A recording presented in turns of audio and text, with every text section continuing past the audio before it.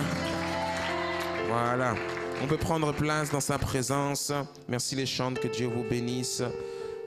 Nous allons passer maintenant à cette parole que le Seigneur m'a donnée ce matin et qui, je crois, va te faire beaucoup de bien. Je veux que tu ouvres ta Bible dans le livre du prophète Zacharie au chapitre 4. Nous allons commencer d'abord à relire, je dis relire parce que nous l'avons déjà lu, relire ce passage avant que je donne le cœur de mon propos. Je vais d'abord rappeler quelque chose d'extrêmement important et après, je vais toucher exactement ce que le Seigneur a mis dans mon cœur aujourd'hui. Livre de Zacharie au chapitre 4. Si tu n'as pas de Bible et que c'est compliqué pour toi pour suivre, partage la Bible de ton voisin. Sinon, note la référence sur un papier, sur un cahier. Et puis après, tu iras méditer avec à la maison. Zacharie chapitre 4, au verset 6. Si tu es dit avec moi, Amen. Il est écrit, alors il reprit et me dit, c'est ici la parole que l'Éternel adresse à Zorobabel. Ce n'est ni par la puissance, ni par la force, mais c'est par mon esprit, dit l'Éternel des armées. Dis avec moi, ce n'est ni par la puissance, ni par la force, mais c'est par mon esprit. Verset 7. Qui es-tu, grande montagne, devant Zorobabel? Tu seras aplani. Je déclare et décrète que la montagne qui se tient devant toi sera aplanie au nom de Jésus. Il posera la pierre principale au milieu des acclamations, grâce, grâce pour elle. La version de la Bible français courant dit, l'ange me dit de transmettre cette parole à Zorobabel. Voici ce que déclare le Seigneur de l'univers. Ce n'est pas par la violence, ni par tes propres forces que tu accompliras ta tâche, mais c'est grâce à mon esprit. Dis avec moi, c'est grâce à son esprit. Il ajouta, cette grande montagne est-elle un obstacle pour toi? Zorobabel l'aplanira et il en extraira la pierre de fondation. Qu'elle est belle, s'écriera-t-on. Alléluia. Je voudrais ici fermer, on va dire, de manière partielle, parce que nous continuons de parler du Saint-Esprit tous les jours de l'année. Mais je voudrais ici fermer cette série que nous avons entamée il y a plusieurs semaines, qui nous parlait simplement de la personne du Saint-Esprit, mais particulièrement sur le fait de marcher avec le Saint-Esprit. Dis avec moi, marcher avec le Saint-Esprit. Ce discours est très intéressant. Il est très intéressant parce que tout simplement, dans notre marche avec l'Esprit de Dieu, avec le Seigneur, je me rends de plus en plus compte que plusieurs problèmes et difficultés que nous connaissons viennent du fait que nous n'associons pas suffisamment l'esprit. Quel est mon propos? Eh bien, c'est que il dit ce n'est ni par la force, ni par la puissance. L'autre version dit ce n'est ni par la violence, ni par la force. Ces mots veulent simplement dire que ce n'est ni par tes propres efforts, ni par tes propres capacités, ni par ton potentiel, ni par ton intellect, ni par ton intelligence. Bien que tout ceci compte, soit important, mais c'est d'abord par le Saint-Esprit que tu arrives à soulever les montagnes. En fait, il y a des montagnes dans la vie que nous pouvons soulever nous-mêmes. Et Dieu n'a pas besoin d'intervenir dans cela. Mais il y a une catégorie de montagnes, c'est-à-dire de problèmes, de challenges, que seul Dieu peut soulever. Et je vais en parler tout à l'heure un peu plus loin, l'association du Saint-Esprit dans notre marche est extrêmement importante. Un enfant de Dieu est quelqu'un qui associe l'Esprit de Dieu à tout ce qu'il fait. Si tu dis que tu marches avec Dieu, mais tu n'associes pas le Saint-Esprit ou encore son esprit à ce que tu fais, à tes décisions, aux choix que tu prends, tu vas avoir des combats que tu n'es pas censé mener. Tu vas avoir des problèmes que tu n'es pas censé avoir. Tu peux traverser des situations que Dieu n'avait pas dit que tu devais traverser. Parce que tout simplement, tu n'as pas associé le Saint-Esprit. Dis avec moi le Saint-Esprit. On associe le Saint-Esprit à tout ce que nous faisons. Pourquoi? Parce qu'au quotidien, nous prenons des décisions majeures. Nous faisons des choix importants. Une seule décision que nous prenons peut chambouler toute notre vie. Alléluia. Une seule décision que nous prenons peut chambouler toute notre vie. Voilà pourquoi il faut associer le Saint-Esprit. Mais pour arriver à associer le Saint-Esprit à notre vie, il faut que nous naissions de nouveau. Il faut que nous naissions de l'Esprit. L'Esprit, le Saint-Esprit s'associe seulement à ses enfants, à ceux qui sont nés de lui. Ainsi, à tous ceux qui ont cru, à tous ceux qui l'ont reçu, il leur a donné le privilège ou encore le pouvoir de devenir enfants de Dieu. Ainsi, ils ne sont nés ni de la chair, ni de l'homme, ni de leurs parents. Ils sont nés de Dieu. Ils sont nés du Saint-Esprit. Le thème de mon message aujourd'hui est intitulé « Ce qui est né de l'Esprit est Esprit ». Et tu vas comprendre pourquoi j'ai choisi cette parole-là. Notre maturité spirituelle, notre ignorance des choses de l'esprit nous amène à agir la plupart du temps comme des non-convertis, comme des païens, alors que nous devons associer l'esprit à tout ce que nous faisons. À commencer d'abord par la prière. Dites-moi la prière. Avec les années, je vois que beaucoup de chrétiens rament dans leur vie parce qu'ils ne veulent pas payer le prix d'associer le Saint-Esprit à leur vie. Amen. Et c'est vrai, cela demande des efforts dans la prière, mais aussi dans la consécration et bien plus encore dans l'intimité. J'appelle ça la CPI. Pas le tribunal, la CPI où on envoie les... Non. Pour moi, la CPI, c'est comme consécration, P comme prière, I comme intimité. Dites-moi consécration, prière, intimité. Dis encore consécration, prière, intimité. Il y a une dimension de l'esprit qui est activée dans nos vies uniquement quand ces trois facteurs-là sont associés. Quand on marche dans une vie de consécration, quand on a une vie de prière active et quand on fait partie de la catégorie des vrais adorateurs, c'est-à-dire ceux qui cultivent l'intimité de sa présence. C'est avec cela que Dieu travaille. Et ma prière, mon souhait, c'est que tu fasses partie de ceux-là qui vivent dans cette intimité parfaite-là avec Dieu au quotidien et qui, on n'est pas parfait, mais sans cesse on cherche à associer le Saint-Esprit à ce que nous faisons. On peut connaître des situations où on doit prendre une décision très importante. Et puis on est confus, on ne sait pas trop comment décider, etc. Quand tu vois que tu connais une situation où tu n'arrives pas trop à gérer, c'est compliqué. La première chose que tu dois faire, ça doit être un automatisme chez toi. Gars, on va prier. On va dans la prière. On va dans l'intimité. Dis-moi l'intimité. L'intimité, c'est plus profond que la prière. La prière, on élève la voix. On demande à Dieu. On déclare. On décrète. On dit, Seigneur, fais ceci, fais cela, etc. Mais à un moment donné où le corps ne répond plus, le corps est fatigué, il y a un moment donné où tu arrêtes de parler. Maintenant, c'est lui qui parle. Il y a un moment donné où il faut arrêter de parler, il faut arrêter de décréter, il faut arrêter de prophétiser, il faut arrêter de décréter. Il faut aller plier les genoux et être dans l'intimité. À un moment donné, il faut être comme Jean. Il ne faut pas parler et il faut venir poser sa tête sur sa poitrine pour écouter ce que son cœur dit. Alléluia. Vous n'avez pas remarqué que parmi les 12, Jean était le seul qui posait sa tête sur la poitrine de Jésus. Ah, le gars, il était terrible. Hein? Les autres craignaient tellement le Seigneur qu'ils n'osaient même pas. Lui, il posait sa tête sur le Seigneur. Et quand Jésus va prendre le pain et va le tremper, il va dire, celui à qui je donne ce pain, c'est celui-là même qui me livrera. Et là, tous se dire, qui est-ce? Et puis la Bible nous dit dans le livre de Luc que Pierre va faire comme ça à Jean. Demande au Seigneur, c'est qui? Pierre, le grand Pierre, il n'osait pas demander au Seigneur. Jean était comme ça avec le Seigneur et puis il dit, Seigneur, qui est-ce?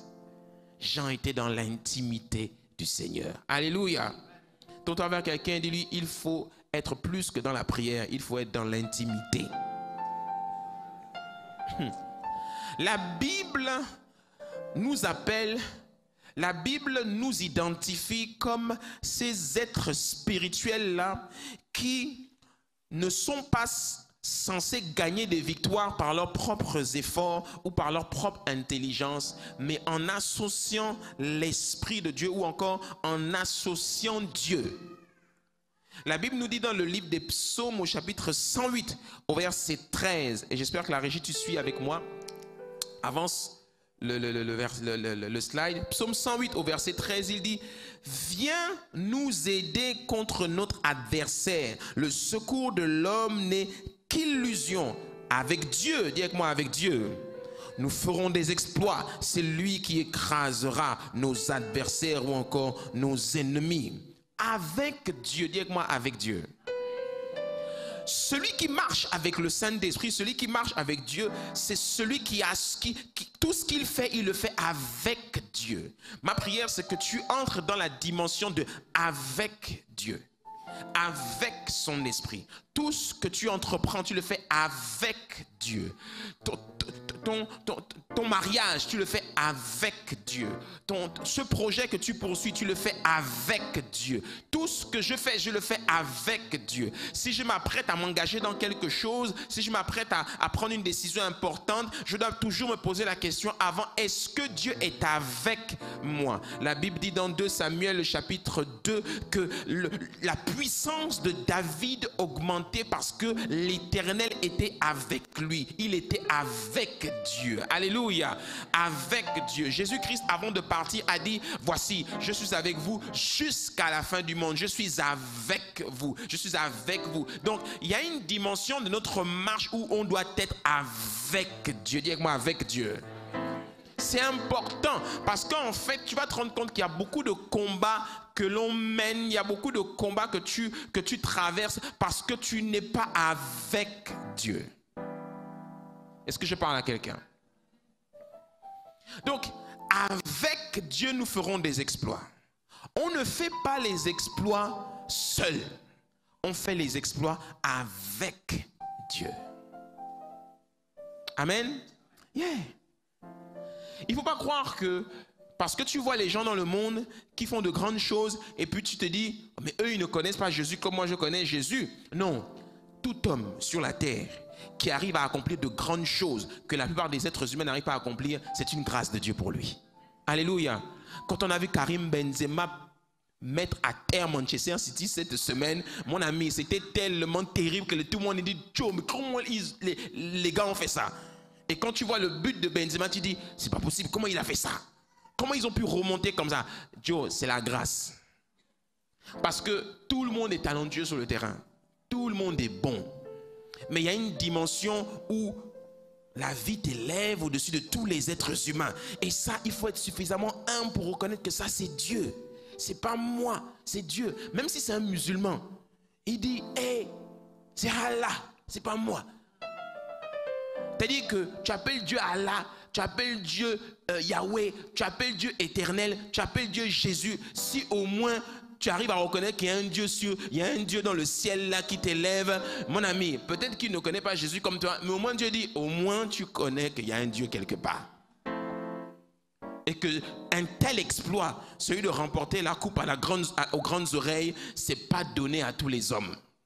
C'est uniquement une question de grâce. Alléluia. Yeah. Avec Dieu.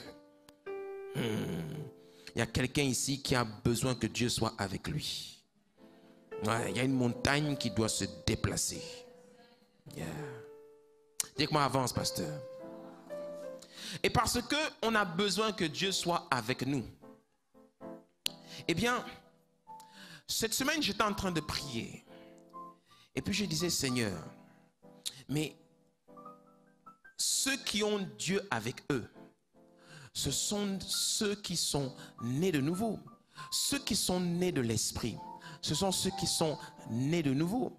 Et là, le Seigneur me pose une question. Il me dit, comment est-ce qu'on fait pour naître de l'esprit, mon fils? Et là, je lui dis, mais Seigneur, la nouvelle naissance, c'est une question de décision. C'est une décision personnelle que l'on prend. Hein? Si marcher avec toi, c'est la conséquence d'une décision. Et là, à ma grande surprise, le Saint-Esprit me dit, non. C'est pas toi qui décides de marcher avec moi. Je dis, comment ça, Seigneur? C'est pas toi qui décides de marcher avec moi ou encore de naître de nouveau. Je dis, Seigneur, la nouvelle naissance, c'est une décision. Paul a dit dans Romains chapitre 10 au verset 9 que si tu crois dans ton cœur que Jésus est ressuscité, si tu confesses de la bouche le Seigneur et si tu crois dans ton cœur qu'il est ressuscité des morts, tu es sauvé. Donc c'est une affaire qui commence avec moi, c'est ma décision. Le Seigneur me dit, jamais, c'est pas toi. J'ai dit, Seigneur, la nouvelle naissance n'est pas une décision, n'est pas le fruit d'une décision personnelle. Il dit, non, mon fils, non. C'est pas toi, petit être humain que tu es, qui décide de naître de nouveau. Si c'était aussi facile, mais tout le monde serait né de nouveau.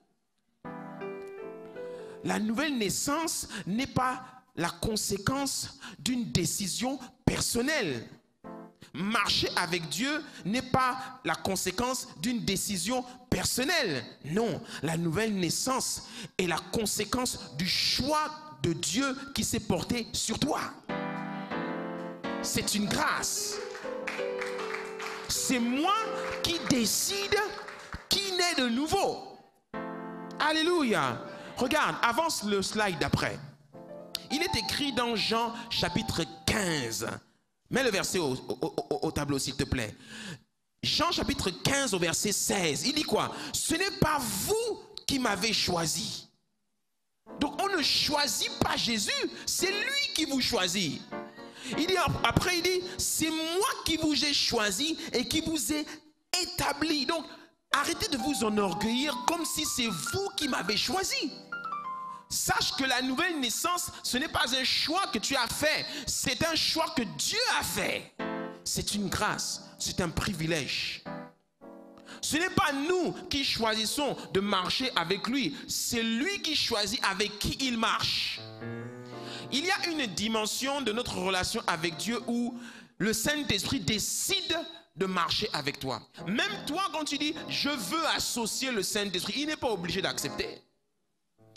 Tu as choisi cette personne-là, tu veux épouser cet homme. Tu dis « Seigneur, je veux que tu approuves ce mariage ». Il peut refuser. Il peut dire « non ma fille, ce n'est pas l'homme que j'ai choisi pour toi ». Et quand il va te donner sa position, il faut aussi que tu sois suffisamment humble pour accepter. Et beaucoup de combats que nous avons, c'est parce que nous pensons que c'est par notre propre force, par nos efforts et non par l'esprit que les choses se font. Ce n'est ni par la force ni par la puissance, mais c'est par l'esprit. Et si les choses doivent se faire par l'esprit, tu dois le laisser maintenant prendre le volant de la voiture. Tu dois le laisser prendre le volant de ta vie. Est-ce que je parle à quelqu'un?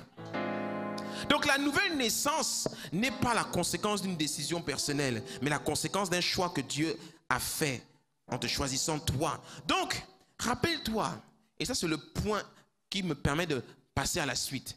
Rappelle-toi qu'on ne vient pas au Seigneur parce qu'on l'a décidé, mais parce qu'il nous a choisis. Tu sais pourquoi? Parce que j'ai découvert en observant le corps de Christ, que quand c'est toi qui décides de venir au Seigneur, de même que tu as choisi toi-même de venir au Seigneur, toi-même tu choisis de le laisser. Quand quelqu'un a été choisi de Dieu, il ne laisse pas Dieu. Ah, mon ami. Quand c'est Dieu qui t'a choisi, on monte, on descend, les épreuves viennent, tout ça, mon ami, on reste attaché à Dieu. Il n'y a pas une situation qui va remettre ma foi en doute. Il n'y a pas une situation qui va remettre mon amour pour Dieu en doute. Il n'y a pas une situation qui va m'amener à penser que oh, est-ce que Dieu est fidèle? Oh Seigneur, pourquoi tu fais ça? Oh Seigneur, je ne veux plus prier, je ne veux plus aller à l'église. Oh Seigneur. Ça c'est quand c'est toi qui as choisi. C'est toi qui as choisi de le suivre. Lui, il ne t'a pas choisi. Voilà pourquoi il y a des gens qui viennent à l'église parce qu'ils ont choisi de venir à l'église. Mais il y a une autre catégorie de personnes, c'est Dieu qui les a amenés à l'église. Alors, est-ce que je parle à quelqu'un? Oui. Donc, on monte, on descend. La vie peut être dure. Tu peux traverser des moments difficiles, mais ton cœur reste toujours. On peut te blesser. Tu peux être affligé. Les larmes peuvent couler, mais tu dis, Seigneur, je t'aime quand même. C'est pas grave, on avance. On avance, c'est dur, je sais. Mais Seigneur, où vais-je aller? C'est toi qui m'as choisi. C'est toi qui m'as appelé. C'est toi qui a fait de moi un chrétien. C'est toi qui as touché mon cœur. La nouvelle naissance, c'est pas toi-même qui touche ton cœur. C'est lui qui touche ton cœur. Et c'est parce qu'il a touché ton cœur que tu décides de dire, ok, j'accepte, je viens, je me rends. Oui.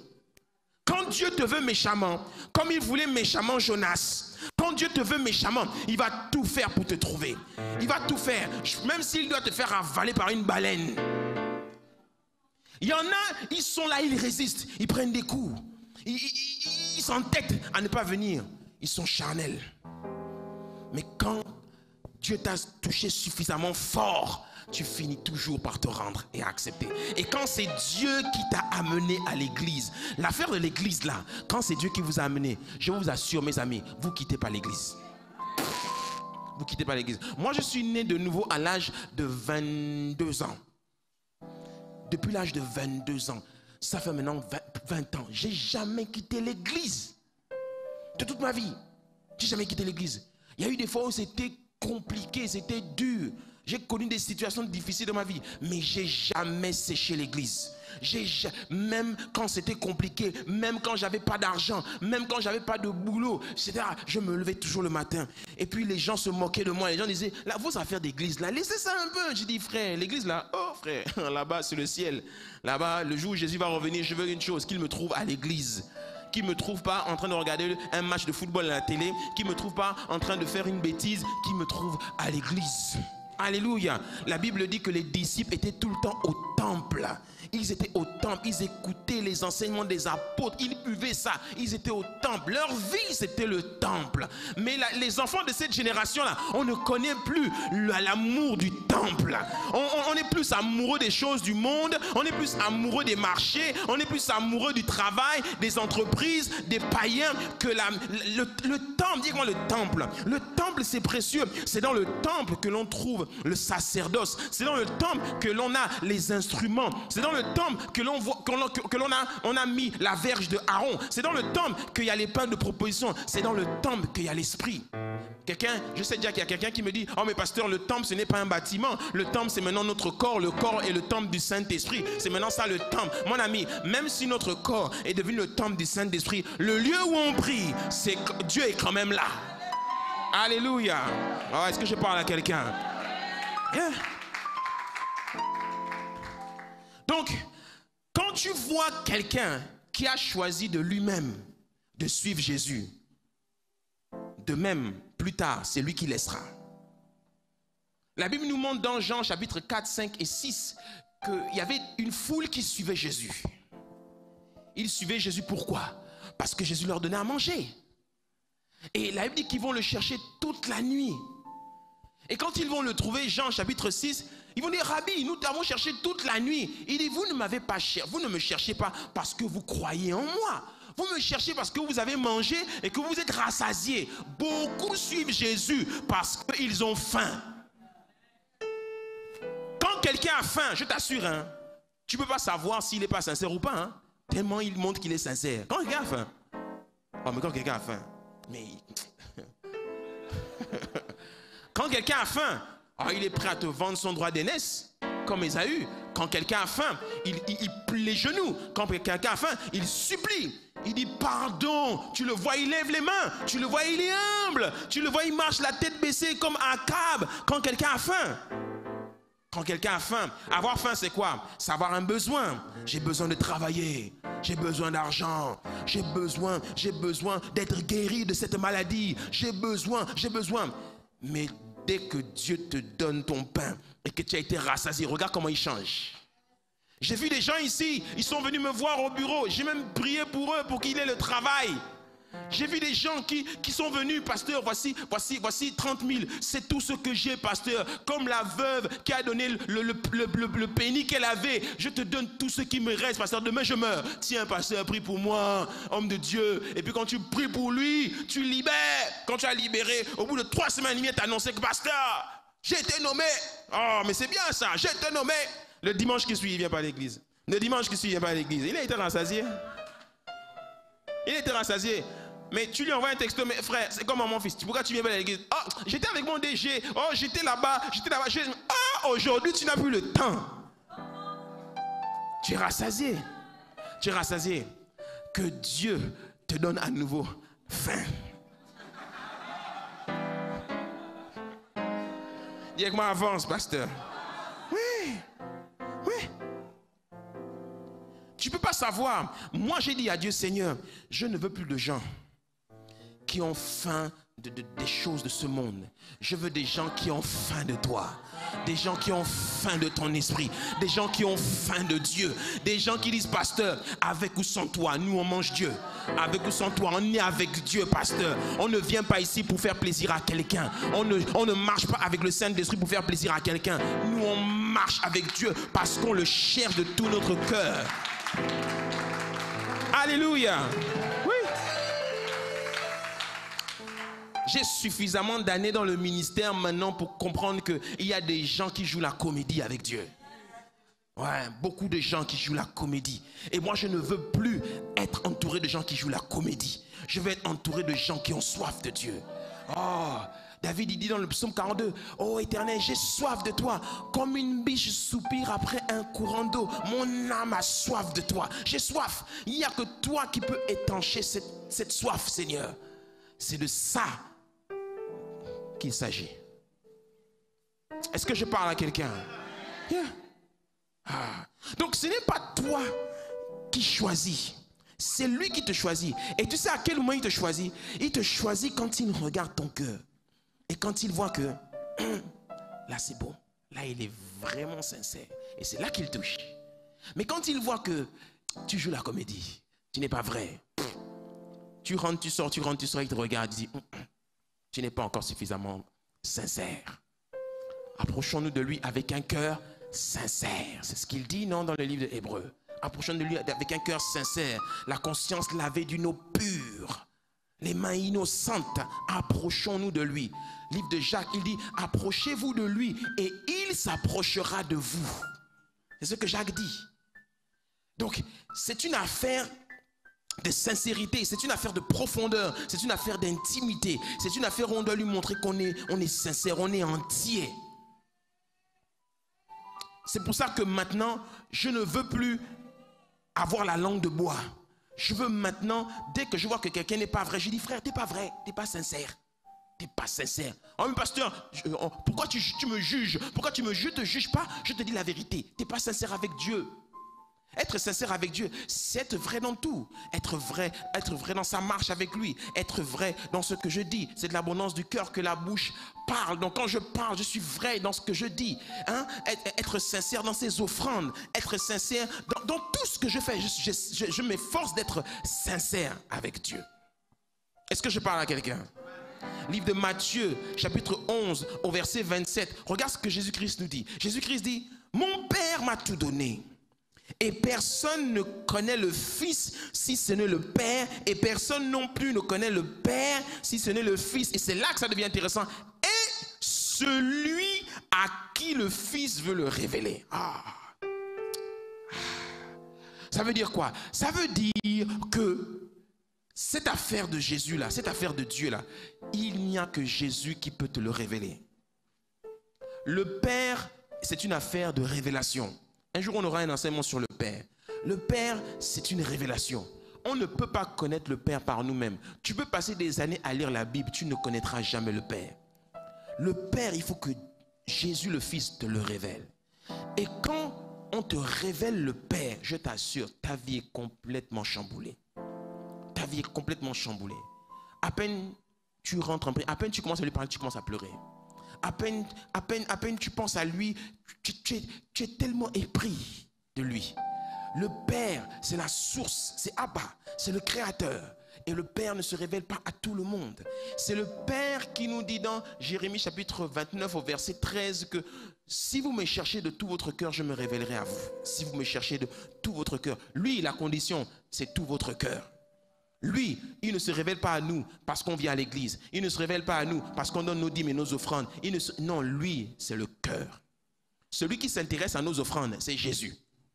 Voilà pourquoi il est venu se mettre devant le panier quand tout le monde a amené l'offrande. Il regardait. Et puis il a dit que la femme a donné plus que les autres. C'est lui. Le Père, il n'est pas à ce niveau. Le Père, lui, il veut ton cœur. Il veut tout. Il veut ta vie, il veut ton cœur. Et ça, cette affaire-là, c'est compliqué. Parce que l'affaire de donner ton cœur entier, là, tu vas voir que ce n'est pas un exercice facile. Ce n'est pas un exercice facile. Il n'y a que lui qui détermine si ton cœur est entier. Donc, c'est un prix que tu dois payer. Mais j'ai compris que pour pouvoir donner son cœur à quelqu'un, il faut supplier. Il faut lui dire, prends. Il y a une attitude qui suit. Il y a une attitude, il y a des comportements qui révèlent, qui trahissent que le cœur est entier. Est-ce que je parle à quelqu'un? Yeah. Si seulement je veux bien le révéler. Dites-moi la nouvelle naissance. Donc la nouvelle naissance, elle n'est pas la conséquence d'une décision personnelle, mais la conséquence du choix que Dieu a fait lorsqu'il t'a regardé. Dites-moi, Dieu m'a choisi. Yeah. Des millions de gens entendent la parole de Dieu tous les jours, mais ce n'est pas pour autant qu'ils donnent leur vie à Jésus. Il faut que Dieu les choisisse, et ça, c'est un mystère.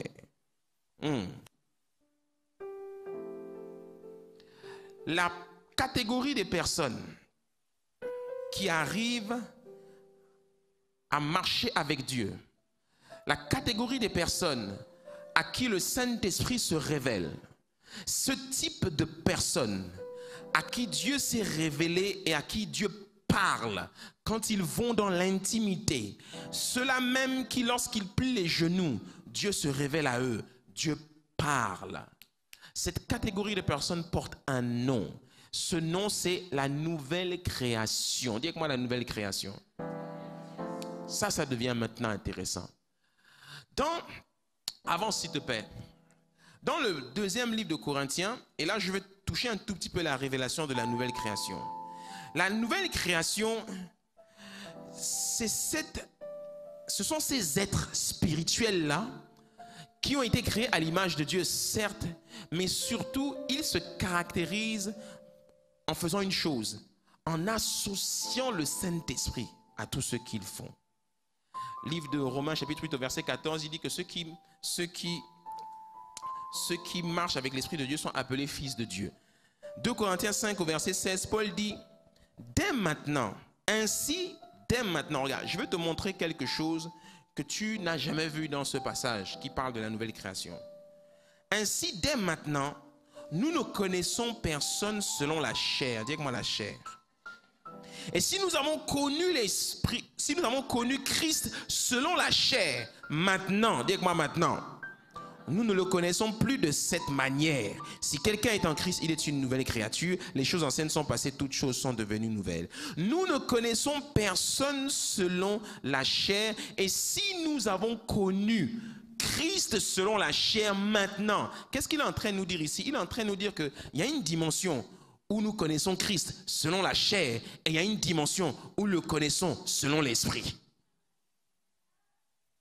La nouvelle naissance, dès que je suis né de nouveau, je dois d'abord passer par une phase où j'apprends à connaître Christ selon la chair. Qu'est-ce que cela veut dire de connaître Christ selon la chair? Eh bien, c'est connaître Christ selon le Logos. Vous connaîtrez la vérité et la vérité vous rendra libre. Donc, je suis libre aujourd'hui, libéré du péché. Je suis sauvé. Jésus est mon Seigneur. Jésus est mon roi. Ok? Mais ça encore, c'est charnel. Il y a une dimension spirituelle où je connais Christ maintenant à la dimension de la nouvelle création. Qu'est-ce que c'est que la nouvelle création? C'est celle qui est entièrement, pleinement Dieu. C'est celle qui est entièrement imbibée de l'esprit. C'est celle qui marche avec l'esprit, part avec l'esprit, vit avec l'esprit, prie avec l'esprit. Elle se lève le matin avec l'esprit, elle se couche le soir avec l'esprit. Elle prie sans cesse. À peine elle pense à quelque chose, elle s'assure que l'esprit est d'accord. Est-ce que je parle à quelqu'un? La nouvelle création, c'est celle-là, quand on voit Jésus qui est en train de... qui prend le paralytique, et puis il a eu dit que... Et là, il sut dans son cœur ce que les gens étaient en train de penser. Ça, c'est la nouvelle création. Tellement elle est associée avec Dieu, Dieu lui parle sans cesse. Sans cesse. C'est la dimension de Adam avant la chute. Et il marche avec Dieu. Dieu lui parle en permanence. Il ne prend aucune décision si l'esprit n'est pas associé à cette décision. Il ne fait rien. En fait, il marche, il vit. Il est pleinement imbibé de l'esprit au quotidien. Est-ce que je parle à quelqu'un? C'est cette dimension-là de la marche avec Dieu que l'on doit chercher, que l'on doit poursuivre. Où à peine je dois faire un choix, je dis, il faut que je m'assure que Dieu est là. Quand tu es dans cette dimension-là, par exemple, quand tu es arrivé à la dimension de la nouvelle création, par exemple, tu cultives, tu as une coutume, c'est t'isoler. Aller à la montagne, par exemple. Tu vas voir que les gens qui marchent avec l'esprit sont des gens qui aiment, qui apprécient des moments d'isolation, où ils vont tout le temps s'enfermer seuls avec Dieu. C'est la dimension de la tente de la rencontre, où Moïse, la Bible dit que tout le temps, il allait à la tente de la rencontre. Et quand il partait, tout le monde restait là et le regardait rentrer dans la tente de la rencontre. Et quand il sortait, son visage resplendissait de lumière. Moïse était simplement une préfiguration de ce que nous sommes censés être aujourd'hui. Je me lève le matin, j'ai une situation, j'ai un projet d'entreprise. La Bible nous dit encore dans le livre de Proverbes, au chapitre 16, au verset 4, qu'est-ce qu'elle dit? Elle dit, confie tes projets à l'Éternel et ils réussiront. C'est-à-dire, si je veux que mon projet réussisse, il faut que je donne ça à Dieu. Il faut que je le lui confie. Donc la nouvelle création, c'est celui qui dit, oui Seigneur, j'ai des projets, mais je ne monterai pas si tu ne montes pas avec moi. Je n'irai pas si tu ne vas pas avec moi. Si je ne suis pas sûr que tu es avec moi, je n'y vais pas. Parce que je sais que si Dieu n'est pas avec moi, je peux connaître un semblant de réussite et de victoire. Mais il n'y a aucune réussite agréable si Dieu n'est pas associé à cette réussite-là. Il n'y a aucun mariage qui est agréable si Dieu n'est pas associé à ce mariage. Il n'y a aucune promotion qui est agréable si Dieu n'a pas été associé à cette promotion. Est-ce que je parle à quelqu'un? Yeah. Donc il y a une dimension de la connaissance de Christ qu'on appelle le connaître selon la chair. Mais il y a une autre dimension de ma relation avec lui où je ne le connais plus de cette manière. Je le connais selon ce que Paul dit. Si les choses anciennes sont passées, toutes choses sont devenues nouvelles. Voilà pourquoi aujourd'hui, je t'amène ce message pour que ta relation avec Dieu passe à une autre dimension, qu'elle soit renouvelée, que ce soit maintenant nouveau avec lui, que ce ne soit plus... Tu sais c'est quoi connaître Jésus selon la chair, connaître l'esprit selon la chair, c'est je veux prier, mais je n'ai pas envie de prier.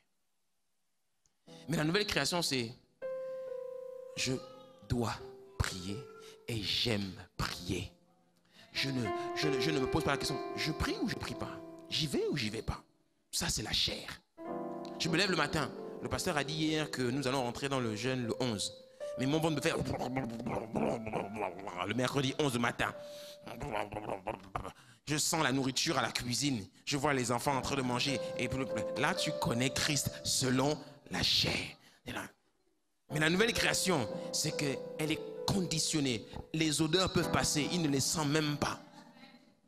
Il est conditionné à l'esprit. Il ne réfléchit pas. Il ne se pose pas de questions si oui ou non. Non. il est connecté à l'esprit. Alléluia. Voilà pourquoi ta relation avec Dieu doit arrêter d'être charnelle. La chair doit cesser de s'interposer entre l'esprit et toi. Tu dois pleinement être connecté à la source. Et la source doit couler en toi. Ah, dis-moi avance, pasteur. Ah. Cependant, pour arriver à cette dimension, il faut déjà, et c'est la base, être né de nouveau. Et avoir bien entendu abandonné la chair, crucifié la chair qui demeure un obstacle majeur à la manifestation de l'esprit. La nouvelle créature ou encore la nouvelle création, c'est celle qui opère dans la dimension de l'esprit qu'on appelle communément dans la Bible la dimension du royaume. La dimension du royaume de Dieu. Voilà pourquoi Jésus-Christ parlait tout le temps du royaume de Dieu. Le royaume de Dieu, pour le voir, pour le connaître, pour le vivre, il faut être né de l'esprit. Prends ta Bible dans le livre de Jean, au chapitre 3. Je te montre quelque chose et après nous allons prier. Dis avec moi, Seigneur, fais-moi naître de l'esprit. Regarde ce que Jésus-Christ nous dit dans le livre de Jean, au chapitre 3. Jésus dit, en vérité, je te le dis. Et là, je vais te montrer quelque chose de très puissant. Si un homme ne naît de nouveau, il ne peut voir le royaume de Dieu. Dis avec moi, voir le royaume de Dieu.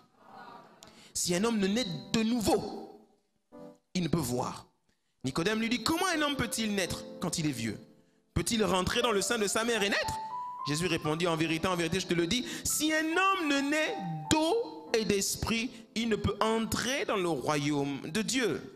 Ce qui est né de la chair est chair, et ce qui est né de l'esprit est esprit. Ah, ne t'étonne pas que je t'ai dit, il faut que vous naissiez de nouveau.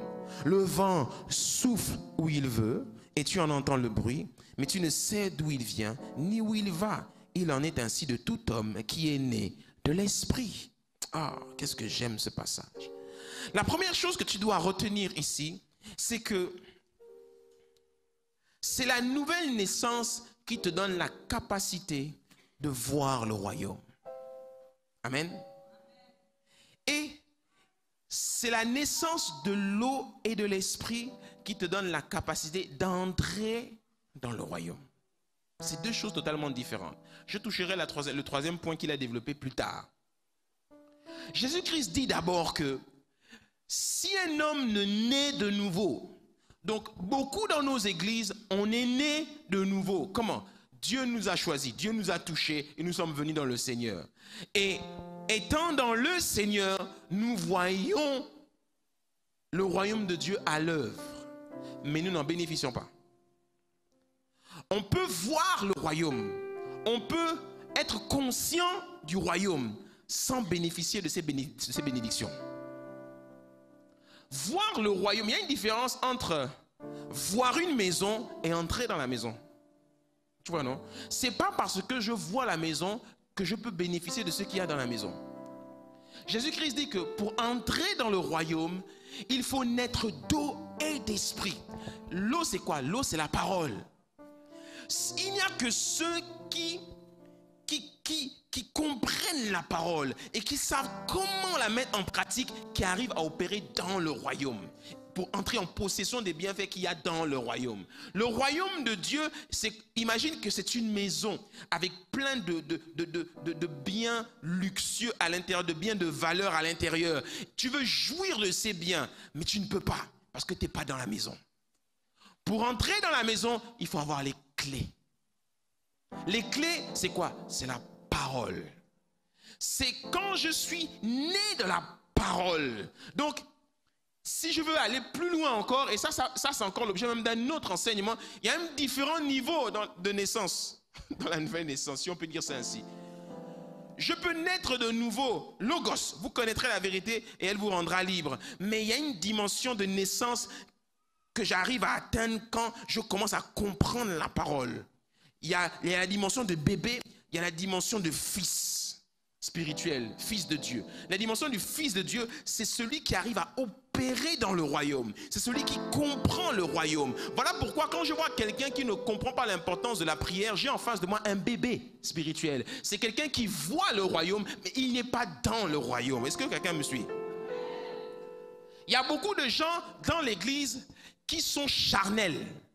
Ils sont soi-disant nés de nouveau, mais ils connaissent Christ selon la chair et ils ne sont pas dans le royaume. Ils sont juste dans l'église de Jésus-Christ, mais ils n'arrivent pas à jouir et à bénéficier du royaume, des bienfaits qu'il y a dans le royaume.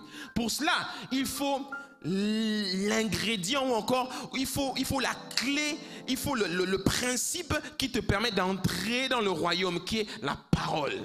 C'est pour ça que Jésus-Christ, dans les évangiles, insiste sur la parole. Il dit, celui qui prend mes paroles et qui les met en pratique est semblable à un homme qui a bâti une maison sur du roc, etc., etc. Il insiste sur la parole. Tout le temps, il parle de la parole. Ils allèrent prêcher la parole de Dieu et le Saint-Esprit confirmait la parole par des miracles, des signes et des prodiges. Marc 16, 16. Donc, si je veux expérimenter le miraculeux du royaume, il faut que j'aille creuser dans la parole. Il faut que je naisse d'eau. Est-ce que je parle à quelqu'un? Il faut que je naisse d'eau. Mais dans la vie, on est tellement charnel, on est tellement paresseux, on n'a tellement pas envie de faire d'efforts qu'on ne veut pas aller comprendre les mystères du royaume. Est-ce que je parle à quelqu'un? Jésus a dit à Pierre, quand il a dit tu es le Christ, il a dit voici, ce n'est ni la chair ni le sang qui te l'ont révélé, c'est mon Père qui est dans les cieux. Je te donnerai les clés du royaume. Les clés du royaume, c'est un peu comme un trousseau de clés qu'on a dans les mains. Mais on ne sait pas comment utiliser ces clés. Donc beaucoup, nous sommes des enfants et on a un trousseau entre les mains, mais on ne sait pas comment user les clés. Mais celui qui a la sagesse et l'intelligence, c'est celui qui sait quelle clé utiliser pour rentrer dans une pièce. Donc, c'est important de grandir spirituellement grâce à la parole pour pouvoir mettre pied dans le royaume. Savoir quelle clé utiliser chaque fois que je suis face à une situation. Jésus est face à la foule et les gens lui disent « renvoie-les parce que la nuit va bientôt tomber, ils risquent de mourir de faim. Donnez-leur vous-même à manger. » Il dit « mais Seigneur, comme eux ils sont charnels, mais on fait comment? On ne connaît pas ça. Tout ça. » Il dit « ok, qu'est-ce que vous avez? On a seulement 3 pains et 2 poissons. » Il n'y a pas de problème. Quand il prend les pains et les 3 poissons, les gars regardent curieusement. Là, tu vas faire quoi? Là, tu vas utiliser quelle clé? Il y a quelqu'un qui va dire, là, c'est la clé de la déclaration. Oh, là, c'est la clé de la prophétie. Je prophétise. Je déclare que ma situation shift aujourd'hui. Je prophétise. Là. Il y en a un autre, il va dire, là, la clé, c'est le jeûne. Je vais aller jeûner pendant 40 jours. Jésus-Christ dit, là, la situation là, c'était ni le jeûne, ni la déclaration prophétique, c'était l'action de grâce. Mais pour savoir que c'était la clé de l'action de grâce qu'il fallait utiliser, il fallait qu'il soit dans l'esprit pour comprendre ça. Quand il s'est retrouvé face au tombeau de Lazare, là, ce n'était pas l'action de grâce qu'il fallait utiliser. Là, c'était la parole d'autorité. Lazare sort et Lazare est sorti. Boum. Mais quelqu'un d'autre allait dire, il faut jeûner. Non, Jésus n'a pas jeûné pour résister Lazare. Tu n'as pas remarqué? Donc, le jeûne et la prière n'est pas la solution à toutes les situations. Il y a des situations où il te faut prendre autorité. Il y a des démons que Jésus a rencontrés, comme par exemple livre de Luc au chapitre 5. Il arriva chez la maman de Pierre. Elle était fiévreuse, couchée sur un lit. Et la Bible dit que Jésus prit autorité et toucha sa main. Et puis il dit, et il menaça la fièvre. Et la fièvre la quitta. Amen. Donc face à un démon comme celui-là, il a menacé. Il y a des démons qu'il faut menacer. Mais lorsque l'on nous remarque, chapitre 9, il vient lui dire, Seigneur, pourquoi est-ce qu'on n'a pas pu chasser ce démon qui faisait du mal à l'enfant? Il a dit, ce type de démon ne sort que par le jeûne et la prière. Mais comment tu vas savoir? Quand tu es dans l'esprit. Quand tu es face à une situation, tu dis, l'affaire là c'est compliqué. Comment on règle ça? Ça fait un moment que je prie, ça ne se règle pas. Dieu est en train de dire, va dans l'esprit, écoutez. Dis avec moi, écoutez. Va écouter la réponse. C'est Dieu qui va te donner la clé. Je traverse une situation financière difficile. Qu'est-ce qu'il faut que je fasse? Est-ce qu'il faut que je déclare? Est-ce que non? Ou bien est-ce qu'il faut que j'aille plier les genoux? Ou bien est-ce qu'il faut que je rentre dans le jeûne? Tout ça, c'est l'Esprit qui te le donne. Si tu ne nais d'eau et d'esprit, tu ne peux entrer dans le royaume des cieux. Est-ce que je parle à quelqu'un? Donc il y a voir le royaume et il y a entrer dans le royaume. Beaucoup nous opérons de la mauvaise manière et c'est pour ça que nous n'arrivons pas à expérimenter le royaume. On aura l'enseignement qui va suivre sur le royaume de Dieu. Ça va être terrible. Alléluia. Les gens qui opèrent dans le royaume font des exploits avec Dieu. Je vous assure, Dieu les distingue, Dieu les élève. Après, il termine en disant, ne t'étonne pas de ce que je t'ai dit, il faut que vous naissiez de nouveau. Et là, il dit quelque chose d'intéressant. Le vent souffle où il veut et tu en entends le bruit, mais tu ne sais d'où il vient, ni où il va. Il en est ainsi de tout homme qui est né de l'esprit. Ah, ici en fait, il y a un mot qui doit résonner dans ton esprit. C'est le mot surnaturel. Dis-moi moi surnaturel. Il y a une dimension de la vie qui est naturelle et il y en a une autre qui est surnaturelle. Surnaturel veut dire au-dessus du naturel. Ça veut dire ce n'est pas normal, selon les hommes. Mais selon Dieu, c'est très normal.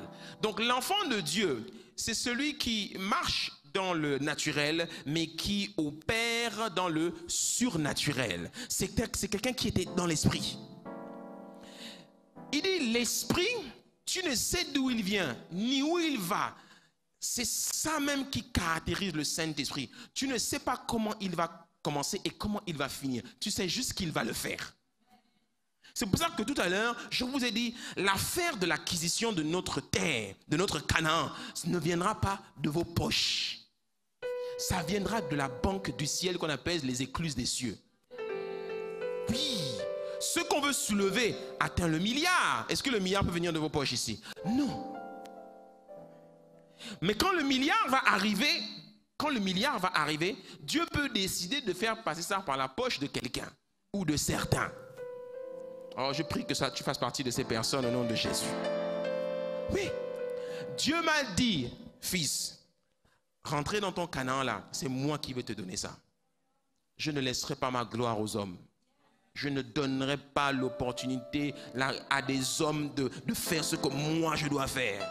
Il faut que quand tu vas rentrer là-dedans, les gens vont mettre les mains sur la tête, ils vont dire, les enfants là, on fait comment? C'est ça que je veux. Je veux cette dimension, je veux cette grâce-là qui les rend bouche bée. La Bible dit que lorsque Pierre et Jean avaient guéri le paralytique, la Bible dit qu'ils ne trouvaient rien à redire. Parce qu'ils étaient là, ils disaient, ils ont fait comment? Le gars là, on le voit tous les jours là, depuis qu'il est né, il ne marche pas. Voilà maintenant qu'il marche. Comment ils ont fait? Frappez-les. Et puis on s'arrête là. La dimension de l'esprit, c'est la dimension où tu opères dans le surnaturel. Quand on est né de l'esprit, on ne regarde plus à ses moyens matériels. On ne regarde plus aux moyens humains. On regarde uniquement à l'esprit. Quand j'ai besoin d'être approvisionné, je regarde à l'esprit. Quand j'ai besoin d'argent, je regarde à l'esprit. Quand j'ai besoin d'un travail, je regarde à l'esprit. Quand j'ai besoin d'une connexion divine, je regarde à l'esprit. Dis que moi, je dois regarder à l'esprit. C'est extrêmement important. La nouvelle création, c'est celle qui travaille en partenariat et en association avec le Saint-Esprit. Et elle est guidée par l'Esprit. Elle est conduite par l'Esprit. Et tout ce qu'elle fait, elle le fait par l'Esprit. Et elle s'attend, quand il s'agit de recevoir, elle s'attend à recevoir uniquement de la part de l'Esprit. Alléluia. Voilà pourquoi, à partir de ce mois de mai, à partir d'aujourd'hui, sur la base de cette parole, tu vas chez toi et tu commences à chercher les choses par l'esprit. Arrête d'aller demander l'argent aux gens parce que tu as besoin de mendier pour avoir quelque chose. Non, va chercher l'esprit. Demande à l'esprit de te venir en aide. Lorsque Élie voulait démontrer que cette affaire-là venait de Dieu, il est parti plier les genoux. Il a mis sa tête entre les genoux et il a dit que maintenant, la pluie s'arrête. La pluie s'est arrêtée pendant 3 ans. Et il a dit, vous viendrez me supplier pour qu'il se remette à pleuvoir dans cette nation. Et c'est ce qu'ils ont fait pour que Élie puisse redéclencher. C'était un homme surnaturel, c'était un homme de l'esprit. Alléluia. Je suis désolé de ne plus trouver suffisamment de gens dans notre génération qui marchent par l'esprit, qui cherchent l'esprit. J'ai soif de voir des gens autour de nous qui ont tellement soif de l'esprit que tout ce qu'ils font maintenant, c'est-à-dire que tu dois désirer marcher dans le miraculeux, tu dois vouloir le miraculeux autour de toi, dans tes affaires. Moi, j'ai demandé à Dieu le miraculeux dans mes affaires. Il y a un business que tu conduis depuis tant d'années, mais tu as toujours 500 000, 1 million qui arrive. Mais est-ce que tu sais qu'il y a une dimension où on opère dans la centaine de millions, où on opère dans la centaine de milliards? Tu ne veux pas aller dans cette dimension, mais cette dimension-là, elle ne viendra pas de tes efforts, ni de tes forces, elle viendra de l'esprit. C'est l'esprit qui va prendre le cœur de quelqu'un et qui va t'appeler, et puis on va te donner un contrat de la centaine de millions. Alléluia! J'ai rencontré un frère en Christ cette semaine qui m'a beaucoup touché. C'est un de mes amis. Et puis il me dit, pasteur, vraiment, Dieu m'a fait du bien. Dieu m'a fait du bien. J'ai dit, comment ça? J'ai signé un contrat de 120 millions. J'ai dit, oh! Il m'a dit, j'ai signé ça lundi là. Tu as signé ça comment? Tu as fait ça comment? Il dit, pasteur, ça fait 6 mois que je suis rentré dans un travail où tous les mois je prends 21 jours de jeûne. Tous les mois. J'ai dit, tous les mois tu jeûnes 21 jours. Donc tu ne manges que 9 jours à 10 jours. Il dit oui. Il dit, ça fait 6 mois que je fais ce travail. Je suis dans le jeûne et la prière depuis 6 mois. Et j'ai demandé à Dieu une dimension surnaturelle. Et j'ai dit, qu'est-ce qu'il t'a donné? Il m'a dit, il m'a donné un contrat de 120 millions. J'ai dit, regardez, j'ai fait, non, moi aussi je vais rentrer là-bas. Alléluia. Oh, est-ce qu'on peut acclamer le Seigneur bien fort? Lève-toi avec moi, on va prier. Ma prière, c'est que Dieu te fasse rentrer dans cette dimension du miraculeux, où il en est ainsi de tout homme qui est né de l'esprit. Rappelle-toi la CPI, la consécration, la prière, l'intimité, la consécration. Tu dois payer le prix de la consécration. Qu'est-ce que la consécration? Consécration vient de consacrer. Prends l'image des vases qui sont mis à part. Tu te mets à part pour lui. Tu vas maintenant chercher dans la prière et tu pousses dans la prière jusqu'à ce que tu atteignes la dimension de l'intimité. La dimension de l'intimité, c'est celle où tu ne parles plus. C'est celle où Dieu te parle maintenant. C'est celle où maintenant tu es à l'écoute. C'est celle où tu es là dans le calme. Tu mets de la musique. Tu sais pas, tu vas t'enfermer à la montagne. S'il faut que tu ailles louer une chambre d'hôtel, tu vas louer une chambre d'hôtel. Mais tu t'isoles du bruit des gens et puis tu vas chercher Dieu. Tu dis, Seigneur, j'ai besoin de toi. J'ai besoin de toi. J'ai besoin de toi, j'ai besoin de toi, j'ai besoin de toi. Tu fais comme Daniel qui est rentré dans 21 jours de jeûne et il a eu dit que l'ange, au bout d'un certain temps, est arrivé. Et l'ange lui a dit, Daniel, depuis le premier jour que tu t'es mis à jeûner, j'ai été envoyé, mais j'ai été bloqué en chemin par le prince de Perse. J'ai dû combattre. Mais il dit, c'est quand tu t'es mis à jeûner, Daniel, quand tu t'es mis à jeûner que Gabriel, plutôt Michael, est venu me prêter. Il y a une dimension de combat où les anges ont besoin que tu entres dans l'intimité et dans la prière, parce que les anges s'alimentent, ils s'alimentent spirituellement par tes temps de jeûne, par tes prières, par tes temps de consécration. Oh, il y a quelqu'un ici qui doit mettre ses anges au combat. La maison du bâtisseur, il fut un temps où nous avons connu Christ selon la chair. Mais il est temps maintenant que nous ne le connaissons plus de cette manière, qu'on commence à le connaître selon la nouvelle création, selon l'esprit. Que quelqu'un élève la voix et prie.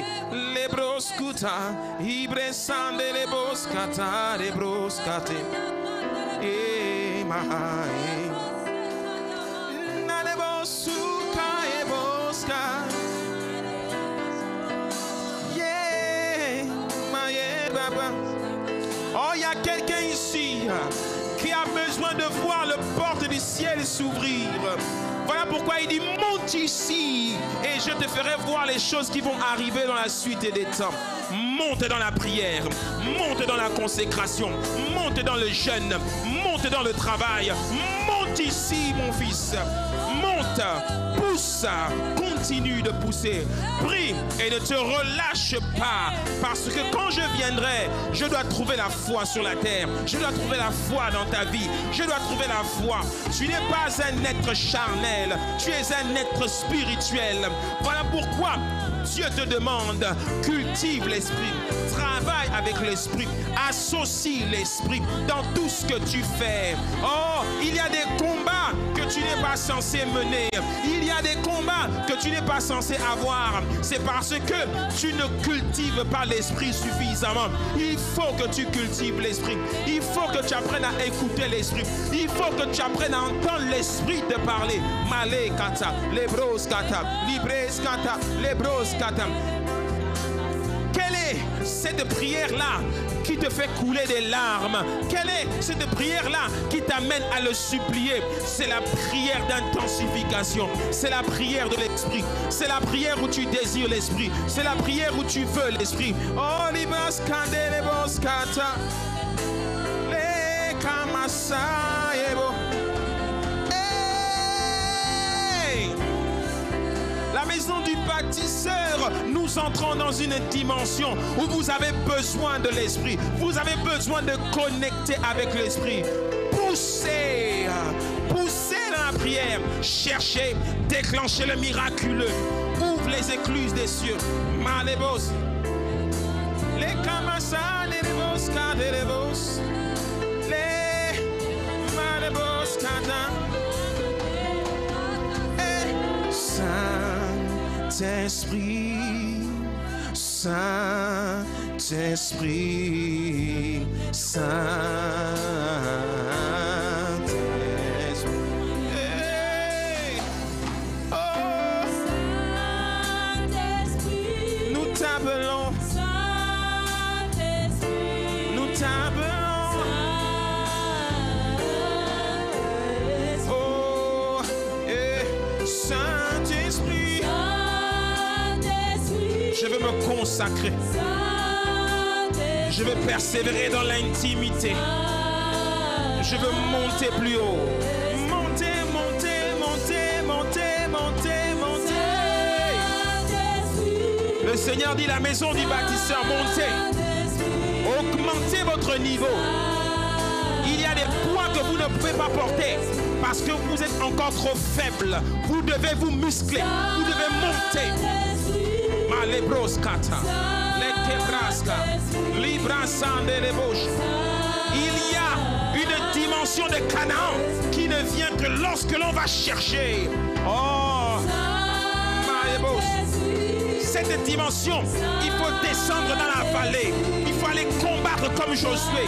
Il faut aller chercher. Il faut aller couper des têtes. Il faut renverser des murailles. Il faut renverser des forteresses. Il faut plier les genoux. Il faut chercher Dieu. Cette dimension, elle ne vient pas lorsque l'on reste là les bras croisés. Lorsque l'on croise les genoux. Non. Cette dimension, elle vient lorsqu'on plie les genoux. Lorsqu'on va chercher le Seigneur. Oh, il faut pousser. Il faut pousser. Oh, il faut pousser. Malebos, les bassins, les mains, les bossata, les princes qui t'ébauchent. Oh, étends ta main. Il dit frappez et on vous ouvrira la porte. Cherchez et vous trouverez. Demandez et vous recevrez. Oh, beaucoup trop longtemps on a demandé. Beaucoup trop longtemps on a cherché. Maintenant il est temps de frapper. Il faut frapper. Il faut frapper. Il faut frapper. Frapper jusqu'à ce que la porte s'ouvre. Seigneur, ouvre la porte.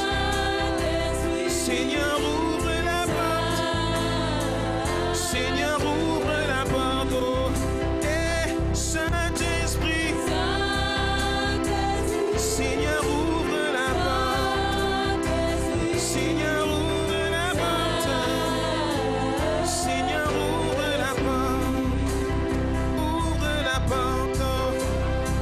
Seigneur, ouvre la porte. Hey. Seigneur, ouvre la porte. Seigneur, ouvre la porte. Seigneur, ouvre la porte. Seigneur, ouvre la porte.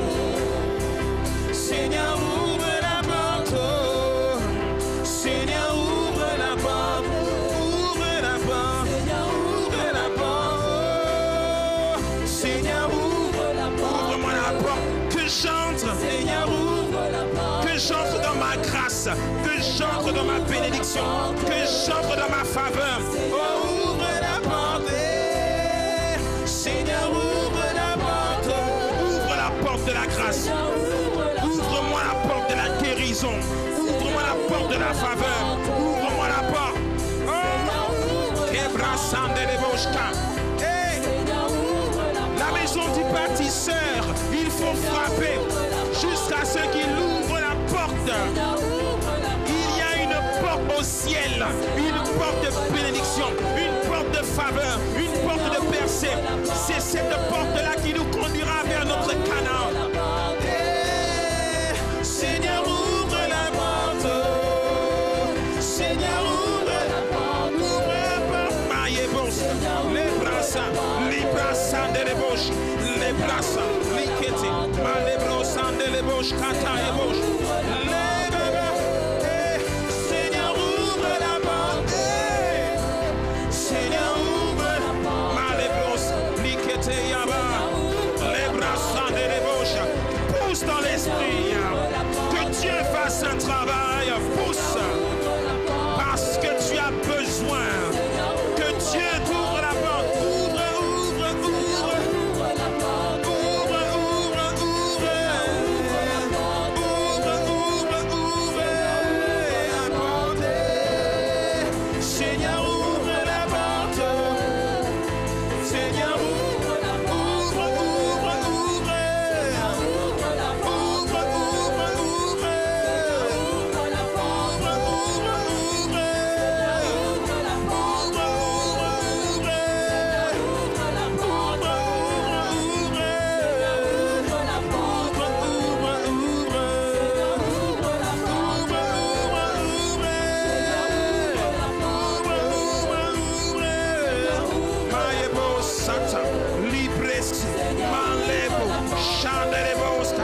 Seigneur, ouvre la porte. Ouvre.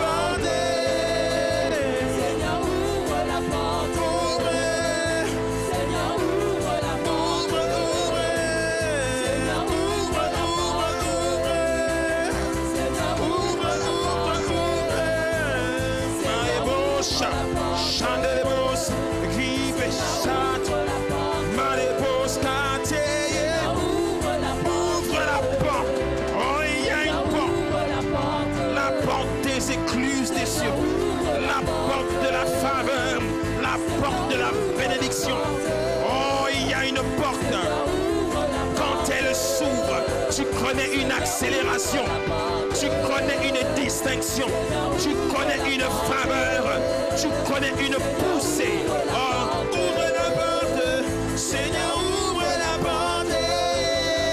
Seigneur, ouvre la porte. Seigneur, ouvre la porte. Seigneur, ouvre la porte. Maïebos, Seigneur, ouvre la porte. Malé place kata. Quand il ouvre, l'accélération libérée. Quand il ouvre, les bénédictions arrivent. Quand il ouvre, ouvre, ouvre, ouvre.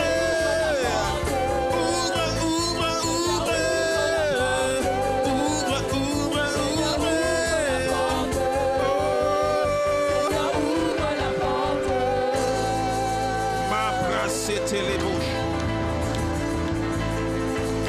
Et les babas satan là-bas. Les bosses cassés, les beaux. Les camassatés.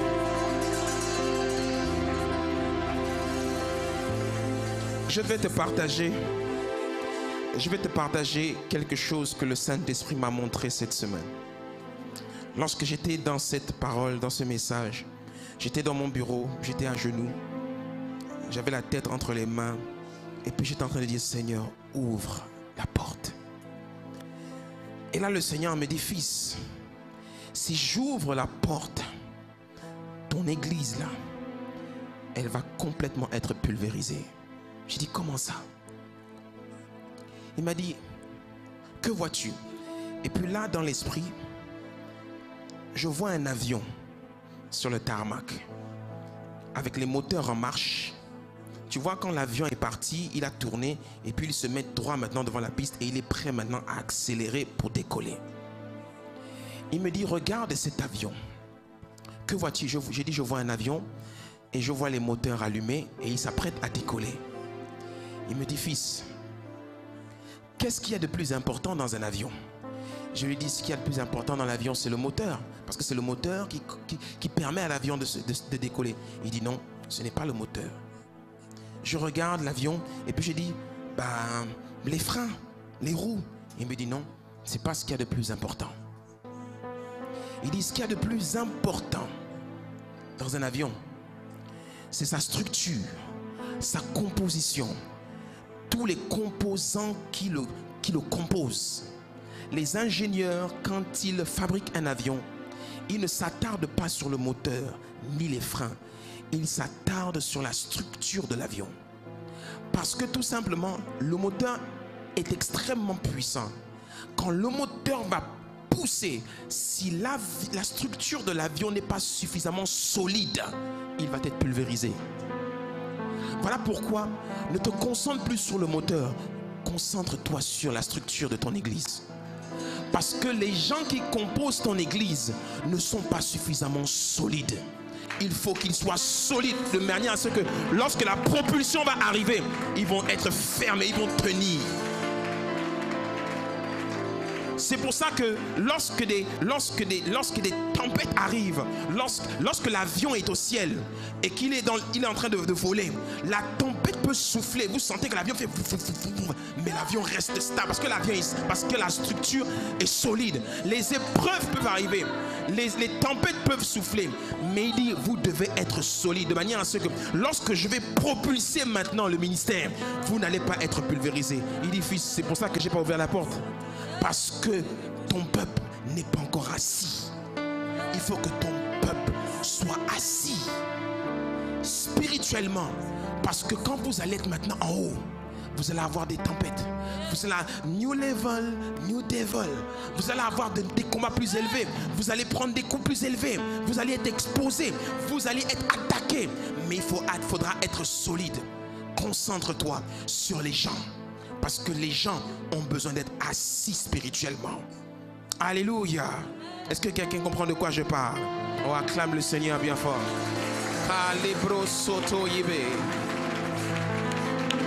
Donc je t'annonce que bientôt l'avion va décoller. Et quand il va décoller, attache ta ceinture. Dis avec moi, attache ta ceinture. Parce qu'on va décoller. Alléluia. Oh, acclamons bien fort. Seigneur, ouvre la porte. Seigneur, ouvre la porte. Seigneur, ouvre la porte. Seigneur, ouvre la porte. Seigneur, ouvre la porte. Yahweh. Seigneur, ouvre la porte. Seigneur, ouvre la porte. Que Dieu vous bénisse. Passez tous une excellente semaine dans sa présence. Paix et grâce. Dès mercredi, mets-toi en jeûne avec nous si tu le peux. Jusqu'au 22. Et nous allons être en jeûne et prière. Soyons en jeûne et prière dans nos maisons. Soyons en jeûne et prière partout où nous sommes. Et surtout, soyons dans l'esprit. Alléluia. Et je demande au Seigneur qu'il vous parle à chacun d'entre vous pour vos vies. Et que le Seigneur vous accorde la grâce de voir les portes ouvertes devant vous. Amen. Que Dieu nous bénisse. Paix et grâce à tous. Et bonne semaine. On est ensemble.